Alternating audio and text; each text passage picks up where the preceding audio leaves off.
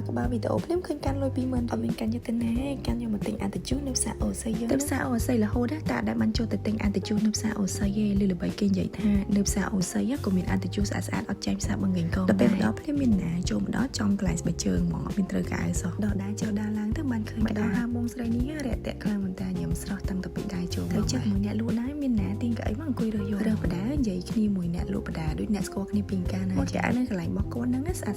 ហើយនៅថ្មីមែនតើហើយកន្លែងរបស់គាត់ក៏អត់ថ្លៃពេកហើយក៏អត់ថោកពេកដែរព្រោះដោយសារតែកៅនៅថ្មីច្រើនអញ្ចឹងចំពោះតម្លៃក៏រៀងទៅតាមនឹងដែរចិត្តតែរើសទៅតាមពិតបិទចិត្តគឺមានតែ20000ទេអញ្ចឹងពេលដែលយើងរើសហើយគឺយើងចំណាយយកតែ1 2បានដែរដើម្បីកុំឲ្យលើសពីបិទចិត្តរបស់យើងហើយមើលអ្នកលក់គេផងចាមាននៅតំណេអង្គុយលើកម៉ូតកៅបង្ហាញភ្ញៀវមួយរើសចុះរើសឡើងឥឡូវទិញបានទេហើយនៅសល់លុយតែ5000រៀលទេឥឡូវធ្វើដំណើរតទៅទៀតរកមើលកៅណាដែលមាន5000រៀលចេះដែរចូលដើរឡើងទៅដូចអត់មានឃើញកៅណាត្រូវចិត្តទៀតទេកុំឲ្យខាតពេកចេញមកខាងក្រៅឃើញលីហាទិញលីហាយកប្រគ្រប់លុយ20000ទិញលីហាប្រគ្រប់លុយ20000តែមានណាលីហាមកកំប៉ុង6ពងក៏ស្មានចិត្តដកលុយថែម2000ទៀតដើម្បីទិញឲ្យគ្រប់លីហាហើយសល់1000ទៀតទុកឲ្យខ្លាំងតូគេហ្មងទៅទិញបានរួចរាល់ហើយឥឡូវត្រឡប់ទៅផ្ទះវិញហើយ